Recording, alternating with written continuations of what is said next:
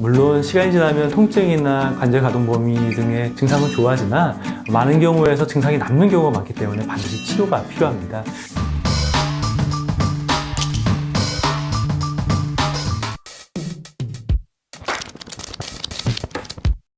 안녕하십니까. 바른세상병원의 허재원입니다.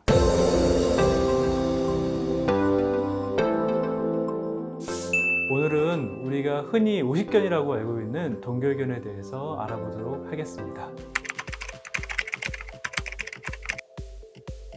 동결견은 흔한 어깨 질환 중에 한 가지로 어깨의 통증과 관절 가동 범위의 제한이 특징적인 질환입니다. 너무너무 흔해서 전체 인구의 한 3%에서 5% 정도는 사는 동안에 한 번쯤은 경험하게 됩니다. 평균 한 45세에서 65세 사이 정도에서 많이들 발생하고 더 젊은 나이나 고령에서도 사실상 발생이 가능하여 보고에 따라서는 10대나 80대에서도 보고된 바가 있습니다.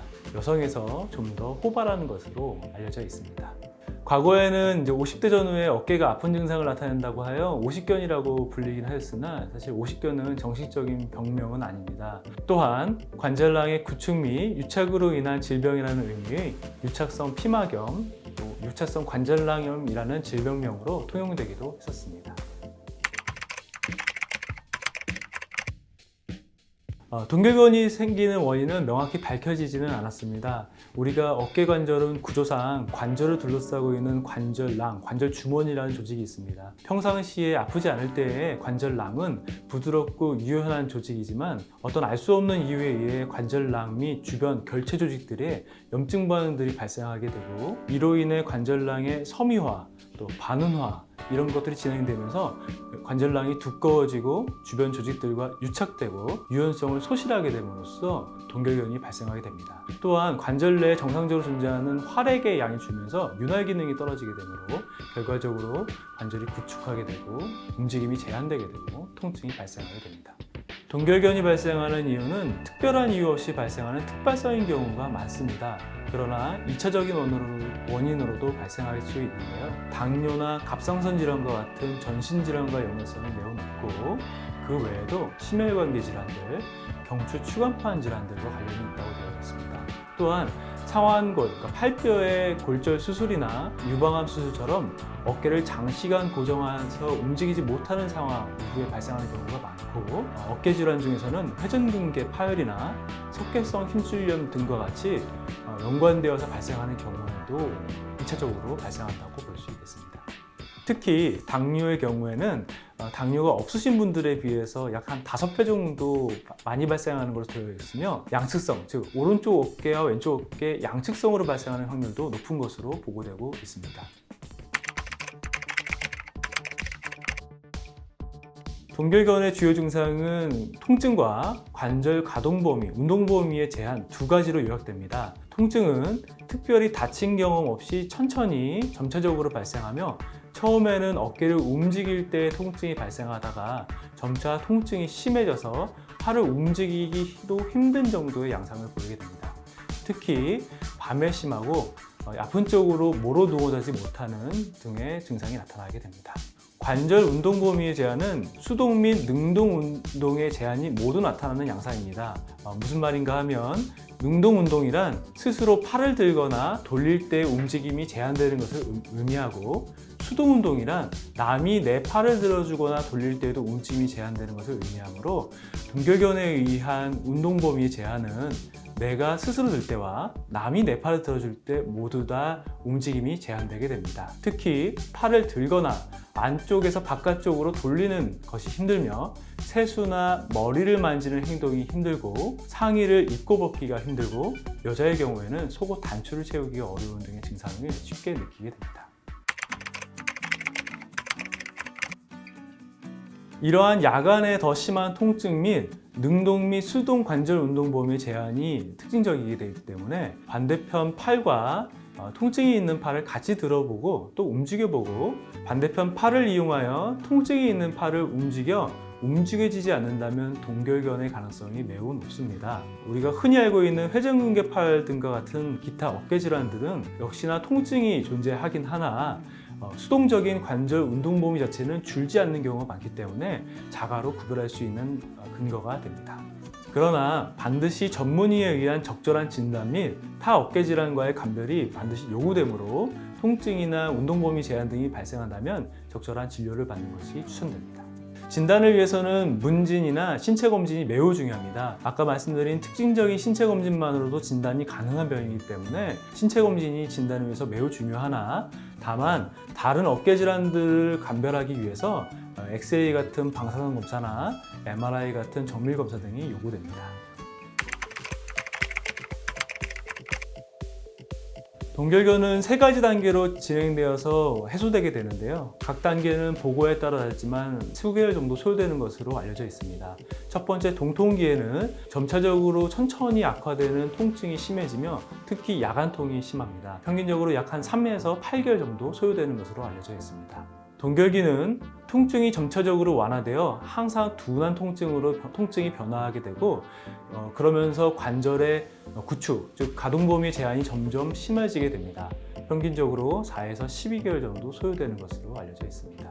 회동기는 통증은 감소되는 양상이고 운동 범위는 천천히 회복되는 양상이나 완전히 회복을 이루지 못하는 경우가 매우 많습니다. 평균적으로 12에서 42개월 정도 소요되는 것으로 알려져 있습니다. 이러한 3가지 단계를 거치면서 환자 스스로 느껴지는 통증도 완화되고 관절의 가동 범위도 조금씩 늘어나는 것으로 생각될 수 있습니다. 동결견은 통상적으로 한 1에서 3년 정도의 이환기를 가지고 지켜보면 원칙적으로는 자가로 회복되는 질환으로 알려져 있지만 적절히 치료받지 않은 환자의 약 한 20에서 50% 정도는 통증이 장기적으로 잔존하거나 가동 범위의 제한이 남는 것으로 보고되고 있어 반드시 치료가 필요한 병입니다.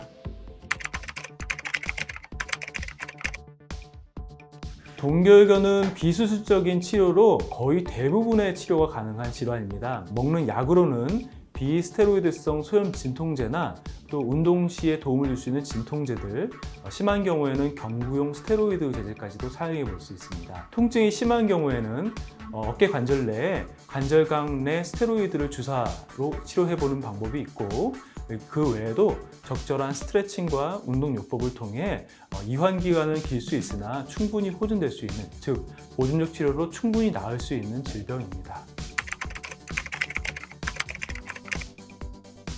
동결견의 수술적 치료는 아주 제한된 경우에만 시행하게 됩니다. 보존적 치료가 실패했을 때 주로 시행된다고 생각하시면 되겠습니다. 수개월 이상의 보존적 치료에 호전이 없거나 악화되는 동결견 증상이 있을 때 수술적 치료의 대상이 되고 동결견으로 인해 일상생활에 지장이 있거나 직업적인 활동에 제한이 발생하고 수면 영향을 많이 주는 등의, 즉 밤에 잠을 못 자는 등의 통증 등이 심할 때에는 수술적 치료를 고려해 볼 수 있겠습니다. 특히 동통기보다는 동결기에서 수술적 치료가 선호된다고 볼 수 있겠습니다. 수술은 크게 2가지로 생각해 볼 수 있는데 마취와 도수 조작 및 관절경을 이용한 관절낭 유리술입니다. 마취와 도수 조작은 마취한 이후에 시술자에 의해 환자의 견갑골을 고정하고 그 상태에서 상완골, 팔뼈에 지속적이고 부드러운 힘을 가해서 구축되어 있고 제한되어 있는 관절에 운동성을 제공해 주게 됩니다. 관절낭 유리술은 관절 내시경을 이용하여 어깨관절 내의 활액막 염을 제거하고 두꺼워지고 유착되어 있는 관절낭을 절제하여 구축된 유린대를 유리하고 유착된 조직들을 해결하여 치료하는 것으로 우수한 결과를 보이고 있습니다. 동결견을 완화하는 데 스트레칭은 매우 중요합니다. 스트레칭 방법은 여러 가지가 있으며 스트레칭 전에는 항상 충분한 워밍업이 필요합니다. 워밍업 시에는 약 한 10분에서 15분 정도의 따뜻한 물 샤워나 전자레인지에 수건을 덮여서 사용하는 핫팩 등이 도움이 됩니다. 스트레칭 시에는 모든 방향으로 시행하는 것이 원칙적으로 중요하며 스트레칭의 정도는 긴장감을 느끼면서 참을만한 정도의 통증이 느껴질 때까지 지속적으로 시행하는 것이 좋고, 만약 스트레칭 시에 통증이 너무 심하면 통증이 심하도록 하는 스트레칭은 추천되지는 않습니다. 진자 운동은 상체를 앞으로 살짝 숙인 상황에서 반대편 팔을 고정하고 아픈 쪽 팔을 아래로 축 늘어뜨려 중력에 의해 어깨를 흔드는 것을 의미합니다. 통증이 심한 상태라면 흔드는 범위를 좁게 하여 시행을 하고, 통증이 호전될수록 흔드는 범위를 늘려서 시행하게 되며, 많이 호전되는 경우라면 가벼운 아령이나 물통 등을 들고 흔들면 더욱더 효과적이라고 볼 수 있겠습니다. 타워 스트레칭은 타워를 등 뒤로 돌려서 타월의 양쪽 끝을 손으로 잡고 아픈 쪽 팔을 안 아픈 쪽에 타월을 당김으로써 스트레칭을 시행하게 됩니다.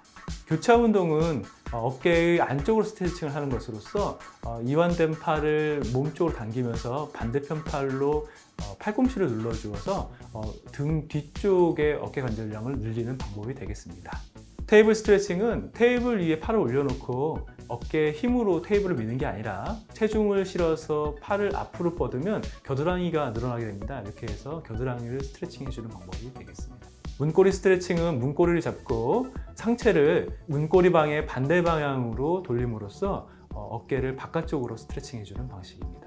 이러한 스트레칭을 통해 관절 가동 범위가 회복된다면 이후로는 회전근개나 견갑골 주변 근육의 근력 강화 운동이 필요합니다. 가벼운 밴드나 가벼운 아령을 이용하여 어깨 관절 주변 부위의 근육 강화를 시행하는 것이 추천됩니다. 동결근은 흔히들 스스로 낫는 병이라 알고 있으나 물론 시간이 지나면 통증이나 관절 가동 범위 등의 증상은 좋아지나 많은 경우에서 증상이 남는 경우가 많기 때문에 반드시 치료가 필요합니다. 치료는 보존적인 방식으로 대부분 낫고 약이라든지 주사라든지 또 아주 중요한 스트레칭이나 운동 등을 통해서 많이 나왔기 때문에 정확한 진단을 받으시고 이런 것들을 시행하는 것이 매우 중요하겠습니다.